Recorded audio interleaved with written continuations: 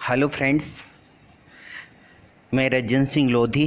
Basic English grammar series का यह video है। इसमें हम प्रोनाउन के प्रकारों के बारे में, काइंड्स ऑफ द प्रोनाउन, सर्वनाम के भेद या सर्वनाम के जो प्रकार होते हैं उनके बारे में हम पढ़ेंगे। तो फ्रेंड्स, वीडियो शुरू करने से पहले आप मेरे चैनल RSL एडुलाइन को सब्सक्राइब कर लीजिए। वीडियो पसंद आए तो लाइक करिए, शेयर करिए और बेल आइकन को ज़रूर दबाइए, जिससे कि मेरे आने वाले जो वीडियो हैं आपको मिल सकें या प्राप्त हो सकें। और इसमें हम प्रोनाउन, काइंड्स ऑफ प्रोनाउन के बारे में हम पढ़ेंगे। तो देखिए, इसमें सबसे पहले वह शब्द जो किसी संज्ञा के स्थान पर प्रयुक्त होता है उसे हम प्रोनाउन सर्वनाम कहते हैं। A word is use in place of noun is called pronoun. A word is use which place of noun is called pronoun. समझ में आ रहा होगा कि जो शब्द संज्ञा के स्थान पर प्रयोग किया जाता है उसे हम सर्वनाम बोलते हैं। एग्जाम्पल देखिए, Rama is a player, Rama is our captain. Rama is player, he is our captain. तो आपको समझ में आया होगा कि रामा क्या है, इसमें नाउन है। रामा क्या है, नाउन है। तो यहाँ स्टार्टिंग में पहले हमने नाउन का ही यूज़ किया, लेकिन सेकंड सेंटेंस इसके देखिए, सेकंड सेंटेंस का ही इज़ आवर कैप्टन। तो इसमें जो ही है क्या है, यो ही है। ही क्या है, आपका प्रोनाउन है। और प्रोनाउन हमारी डेफिनेशन क्या है, वह शब्द जो संज्ञा के स्थान पर प्रयुक्त होता है। A word is use in place of noun is called pronoun. तो ही किसके स्थान पर प्रयोग हुआ है, रामा। रामा क्या है, नाउन है। नाउन के स्थान पर ही का प्रयोग किया है, तो ही क्या है, आपका प्रोनाउन है। Sita is my sister, Sita is beautiful, है ना। अब यहाँ सीता क्या है, नाउन है। सीता क्या है, noun. Sita is my sister, she is beautiful. तो यहाँ देखिए, सी किसके लिए यूज हुआ है, किसके लिए प्रयोग हुआ है, सीता के लिए। तो सीता क्या है, नाउन है। नाउन के स्थान पर सी का यूज हुआ, तो सी क्या है, प्रोनाउन। उदाहरण में देखिए, आप वाक्यों में रामा का प्रयोग हुआ है, किंतु सेकंड में आप देखिए दूसरे सेंटेंस में रामा के स्थान पर ही का प्रयोग हुआ है, तो ही क्या है, आपका प्रोनाउन है। उसी तरह से का में देखिए, सी प्रोनाउन है। प्रोनाउन के मुख्य भेद: personal pronoun, demonstrative pronoun, relative pronoun, interrogative pronoun, reflexive and emphatic pronoun, है ना। ये उनके टाइप्स ऑफ द प्रोनाउन है। सबसे पहले आपका पर्सनल प्रोनाउन आएगा, फिर डेमोन्स्ट्रेटिव प्रोनाउन आएगा, रिलेटिव प्रोनाउन आएगा, इंटरोगेटिव प्रोनाउन आएगा और रिफ्लेक्सिव प्रोनाउन। पर्सनल प्रोनाउन, पुरुषवाचक सर्वनाम। पुरुषवाचक, जिस प्रोनाउन से किसी व्यक्ति, वस्तु, स्त्री या पशु, पक्षी आदि का बोध हो, वस्तु का बोध हो, उसे पर्सनल प्रोनाउन कहते हैं। निम्नलिखित दो उदाहरण को ध्यानपूर्वक दिए। I go to school, you are a student. He plays hockey, they work hard. इन उदाहरणों में आई, यू, ही, दे में व्यक्ति का बोध होता है, अतः वे पर्सनल प्रोनाउन हैं। He, she, it, they, we, he, his, her, I, my, our, their, us, him, them, me, mine, you, your पुरुषवाचक सर्वनाम हैं, है ना। तो इनको ध्यान से देखिए। पर्सनल प्रोनाउन में क्या क्या आता है ना, तो इनसे ध्यान से आपको देखना है। फिर नेक्स्ट आता है डेमोस्ट्रेटिव प्रोनाउन, संकेतवाचक सर्वनाम।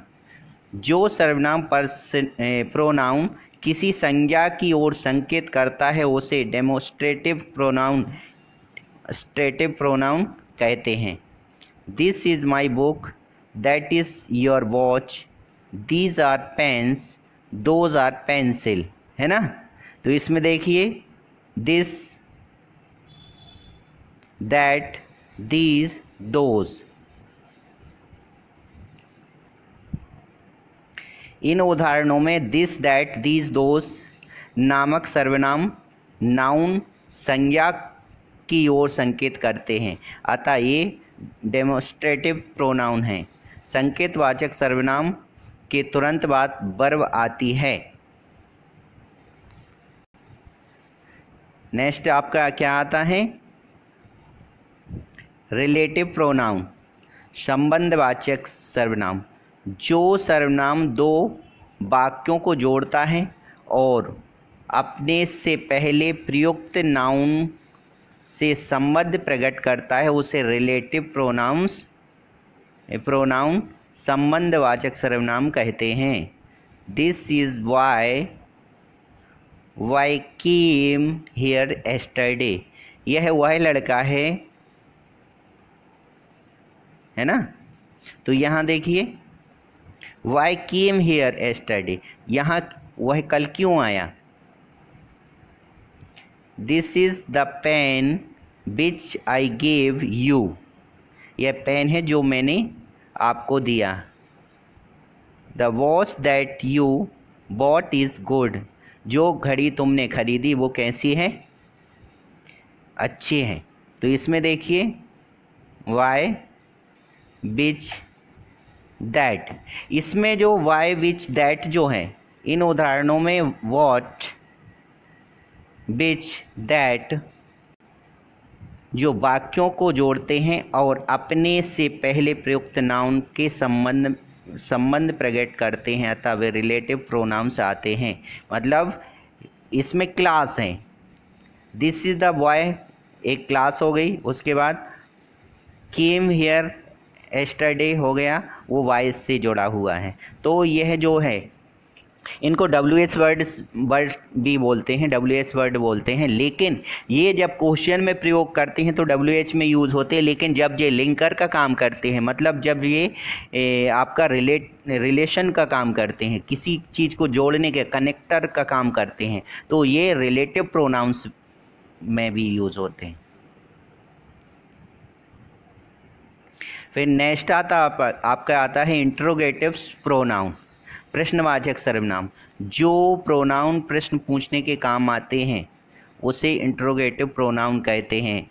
Who are you, whose is this book, which is your pen, what is your name. इसमें हु, दोज, विच, दैट, है ना, सॉरी वॉट। इन उदाहरणों में हु, दोज, विच, वॉट सर्वनाम प्रश्न पूछने के काम आते हैं, अतः इनको इंट्रोगेटिव प्रोनाउन कहते हैं। अब देखिए हमने रिलेटिव प्रोनाउन में भी देखा था कि विच है और उसमें भी आपका दैट था, है ना। लेकिन यहाँ ये क्वेश्चन पूछने का काम कर रहे हैं, वहाँ सेंटेंस को क्या कर रहे हैं, वो जोड़ने का काम कर रहे हैं। सेंटेंस को जब जोड़ने का काम करेंगे तो वही वर्ड क्या रिलेटिव प्रोनाउंस होंगे और प्रोनाउन रहेंगे। और उसके बाद जब वो क्वेश्चन पूछने के काम करते हैं, जैसे यहाँ हु आर यू, यहाँ हु है, दोज इज़ दिस बुक, है ना, which is your pen, what is your name, यह क्वेश्चन पूछने का काम कर रहे हैं। तो यहाँ जो WH वर्ड हैं वो क्या इंट्रोगेटिव प्रोनाउन का काम करेंगे। फिर आपका आता है रिफ्लेक्सिव एंड एम्फेटिक प्रोनाउन, प्रभावशाली और अति प्रभावशाली सर्वनाम। I will go my self, I my self will go, है ना। अब यहाँ देखिए माई सेल्फ,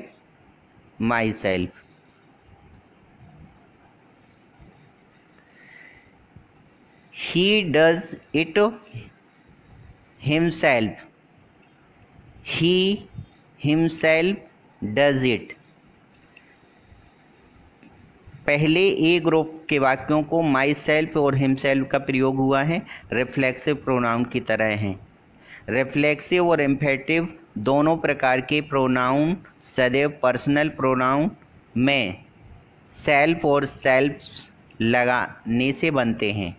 एक वचन के पर्सनल प्रोनाउन में सेल्फ लगाया जाता है और बहुवचन के सेल्फ में लगाया जाता है। रिफ्लेक्सिव प्रोनाउन का प्रयोग वर्ब के बाद होता है और इसका अर्थ स्वयं होता है। एम्फेटिव प्रोनाउन का प्रयोग सर्वनाम कर्ता के तुरंत बाद होता है, इसका अर्थ स्वयं ही होता है। तो यहाँ आपको थोड़ा सा ध्यान देने की ज़रूरत है। एक बार और रिपीट कर लीजिए। जैसे यहाँ क्या दिया है,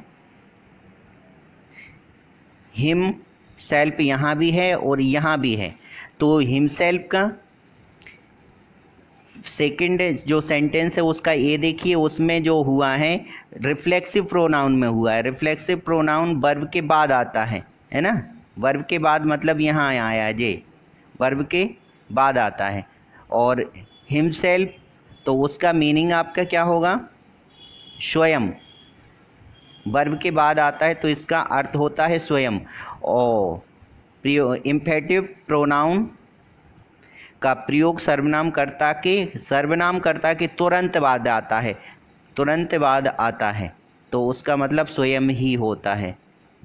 सर्वनाम मतलब ही के बाद। यहाँ थोड़ा सा ध्यान रखिएगा, ये फर्स्ट जो सेंटेंस है यह आपका किस में यूज़ हुआ है, रिफ्लेक्सिव प्रोनाउन में हुआ है। लेकिन यहाँ जो हुआ है ये आपका इम्पेटिव प्रोनाउन में हुआ है ना। एक बार और देख लीजिए, यहाँ हिमसेल्फ जो हुआ है वो किसके लिए यूज़ हुआ है, इसमें वर्ब के बाद, तो स्वयं के लिए यूज़ हुआ है। लेकिन बी सेंटेंस में देखिए प्रोनाउन के जस्ट बाद हिमसेल्फ का यूज़ हुआ है, हिमसेल्फ का, तो इसका मतलब क्या हो, स्वयं ही होगा। ओके, समझ में आया? Thank you.